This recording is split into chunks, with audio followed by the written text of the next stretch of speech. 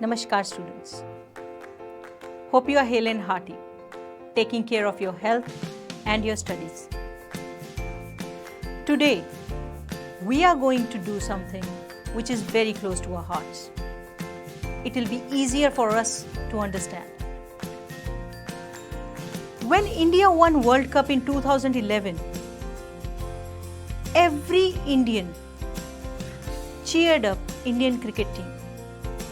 Every Indian was proud of the fact that we lifted the cup after 28 years. It was like a Diwali for us. Why? Why does it happen that a team, an Indian cricket team, wins a tournament and we are overjoyed? Simply because it's the word India which relates us to our country. And that's the feeling of nationalism.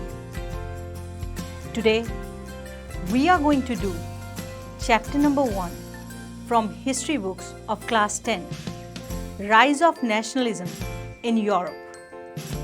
What happened in Europe that various countries came forward in the name of establishing democracy.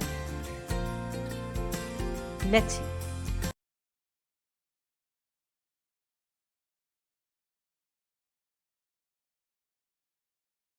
In 1848, Frederick Sérieux, a French artist, prepared a series of 4 prints visualizing his dream of a world made up of democratic and social republics, as he called them.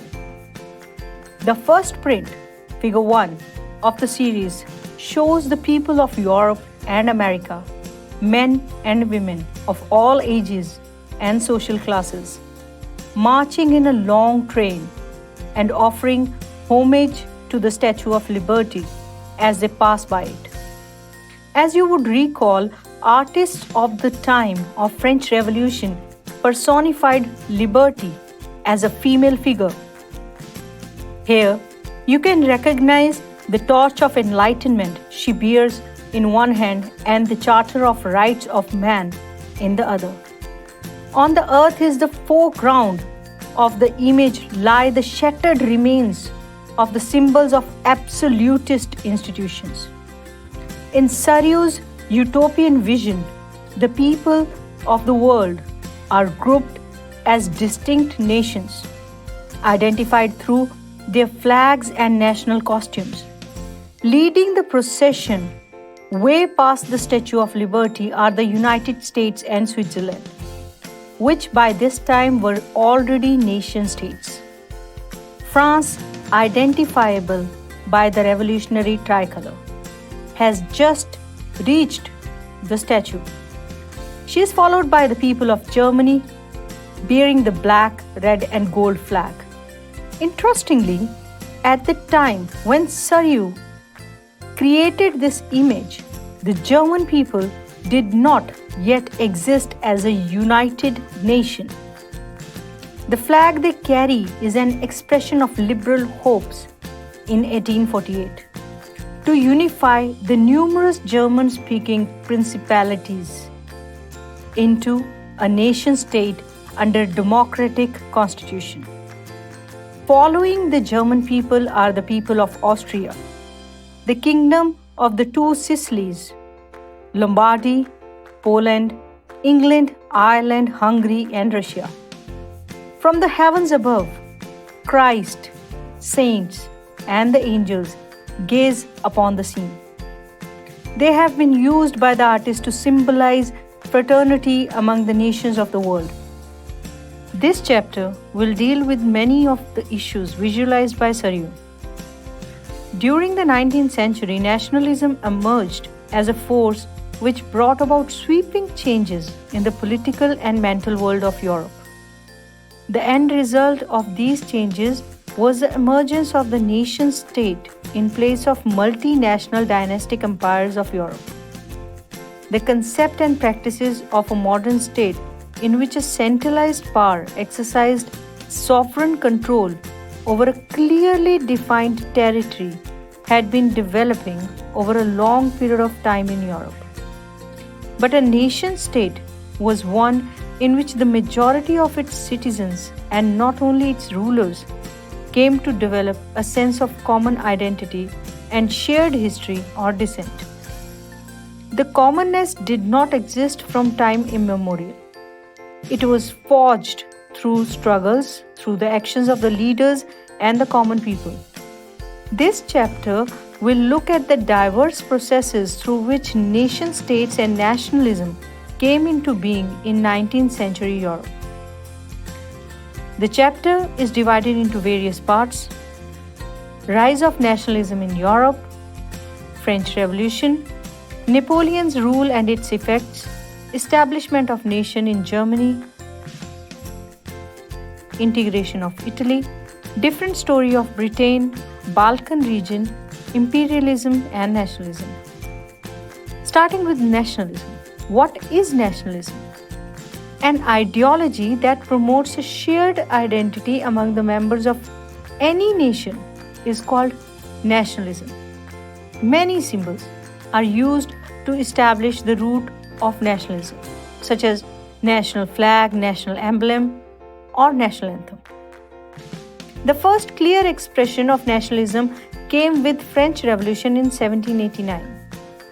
France, as you would remember, was a full-fledged territorial state in 1789 under the rule of an absolute monarch. The political and constitutional changes that came in the wake of French Revolution led to the transfer of sovereignty from the monarchy to a body of French citizens.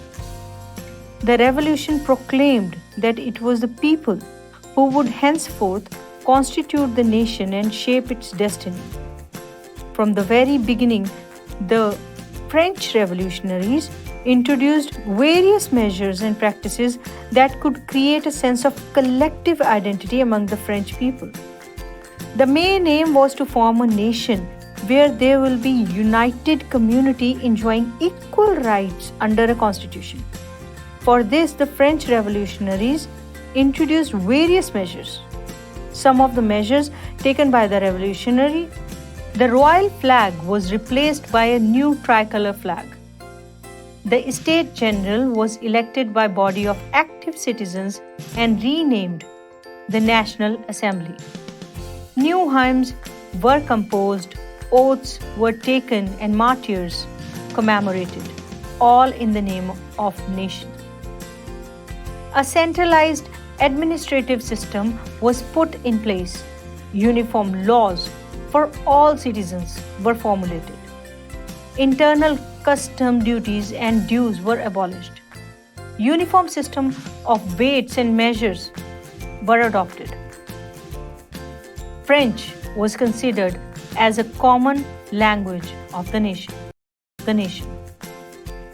Moving on, in the second picture, the cover of German almanac designed by the journalist Andrew Rebmann in 1798, the image of the French Bastille being stormed by the revolutionary crowd has been placed next to a similar fortress meant to represent the bastion of despotic rule in the German province of Kassel. Accompanying the illustration is the slogan, "The people must seize their own freedom." Rebmann lived in the city of Mainz and he was a member of German Jacobean Club. The revolutionaries further declared that it was the mission and destiny of the French nation to liberate the people of Europe from despotism. In other words, to help other people of Europe to become nations. When the news of the event in France reached the different cities of Europe, students and other members of educated middle classes began setting up Jacobean clubs. Their activities and campaigns prepared the way for French armies which moved into Holland, Belgium, Switzerland, and much of Italy in the 1790s. With the outbreak of revolutionary wars, the French armies began to carry the idea of nationalism abroad. French Emperor Napoleon Bonaparte increased nationalistic tendencies both at home and abroad. In France, he unified the law with 1804 Napoleonic Code and boosted morale through military victories. His enemies abroad strengthened their own national unity as they worked to fight Napoleon. Napoleon's most important and permanent work was the creation of the Code of Law. In fact, before the revolution, the law and order of France was different, and there were so many types of laws that even the law-abiding people did not know. And this chaos increased even during the revolution. Napoleon overcame this chaos. Napoleon himself considered his code of law more powerful than his 40 wars. By this code, Napoleon established the universal law system in France. Under the civil code, he strengthened the authority of the head of the family. Women were placed under men, and the husband's job was to protect the wife. The divorce method was made difficult. Civil marriage was also arranged in this code. Thus, by recognizing this practice of civil marriage and divorce, Napoleon practiced in Europe that the work of society could go on without the cooperation of the priests. Thus, other codes such as the Code of Criminal Proc was created. The interests of the laborers were ignored in its trading code, and the ban on their unions continued. With this view, Napoleon worked against the ideals of revolution. Despite this, the importance of this law code was to provide uniformity of law throughout the country and to simplify the judicial system practically. This code was enforced wherever Napoleon's armies went and remained intact even after Napoleon's defeat. It is a permanent fame of Napoleon. In Napoleon's code of law, there is a greater emphasis on interest of bourgeois. The land officer was further strengthened, and the protection of personal property was further strengthened. And a number of laws were enacted to protect personal property. Creating a trade union was declared a crime. In the case of litigation, the owners were asked to accept the claims of the owners in lieu of the argument of the workers. Napoleon's appearance on the European political horizon was like a vendor, and he soon became the destiny of Europe on the strength of his process and hard work. It surprised everyone with its amazing military and administrative capabilities. But his pillar of strength was like standing on sand. What collapsed within a few years was virtually the rise and fall of Napoleon, like a dazzling meteor. He shone in the sky of Europe on the strength of military success, but with defeat, the star of his fate sank. The empire, which was established after hard work, ended on seeing that there were many reasons for its downfall. The first and foremost reason for Napoleon's downfall was infinitely ambitious attitude of Napoleon. The great ambition proves to be the main cause of person's downfall. The same thing happened with Napoleon. As his victory in the war increased, his ambition increased, and he started dreaming of establishing a world state. He would not have to see the plight of the downfall if he was satisfied with a little and took care of the conquered empire and spent his time there. Moving on, it was Napoleon's system, which was based on militarism. His political system was based on militarism, which proved to be the primary cause of its downfall. He depended on the army in all matters. As a result, he was always involved in war. He forgot the militarism can only be beneficial in times of crisis. As long as France was clouded by plagues, the people there supported him. As soon as the calamities came out, the people stopped supporting him. Losing the sympathy and love of French public proved fatal to him. Apart from this, the defeated nations became his enemies, who rose up against him as soon as the opportunity arose. The historian Caban has rightly written, Napoleon's empire flourished in war. War was the basis of its existence, and it ended in war itself. Moving on was the defective military system.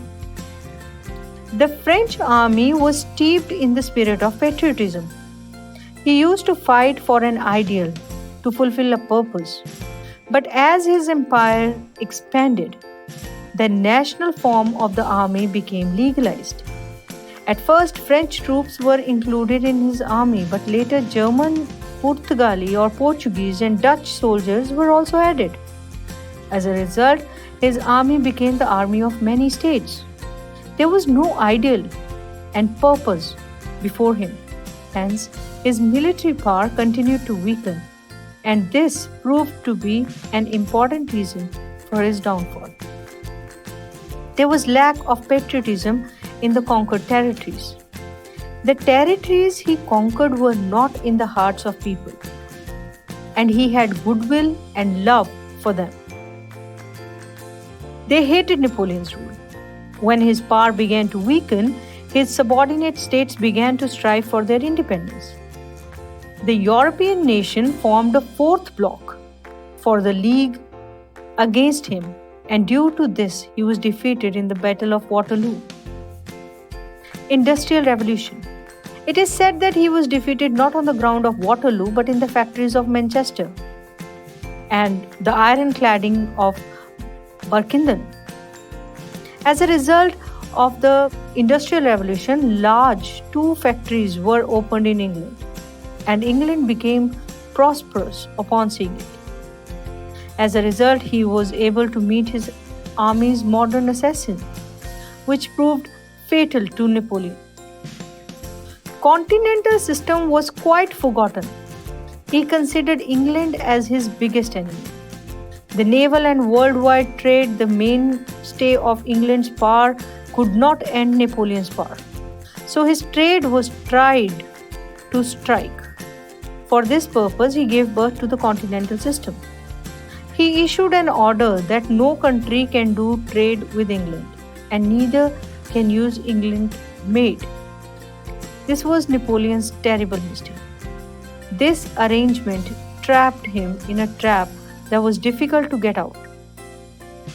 Therefore, the continental system is considered to be the main reason for its collapse. War with the Portuguese. Portuguese had a commercial relationship with England, but Napoleon's pressure forced him to break ties with England. This caused considerable damage to Portuguese. Therefore, he again established a commercial relationship with England. Napoleon was enraged and attacked Portugal. This too proved fatal for Napoleon. Napoleon's third mistake was his interference in Spain's internal matters. Millions of its soldiers were killed. As a result, his position in the world and the war became absolutely weak, which encouraged his opponents. When Napoleon made his brother King of Spain, the inhabitants there were not ready to consider that foreigner as a king. He drove Napoleon's army from Spain. Other countries were also encouraged by that rebellion, and they also started revolting, which made it fall inevitable. If we closely see, in order to throw out Napoleon, countries came together, their citizens came together. That created a feeling of nationalism amongst them. Having a common enemy at times unites you. Moving on was Russia's campaign. Napoleon heavily invaded Russia, and Russia did not accept its continental system. Napoleon attacked Russia at this. In this, however, Moscow was captured, but it had to suffer great damage. His opponents planned to attack. He had to be defeated in this attack. And last came the organization of the fourth group. Taking advantage of the weakness of Napoleon, his enemies formed the fourth action and the Allies defeated him.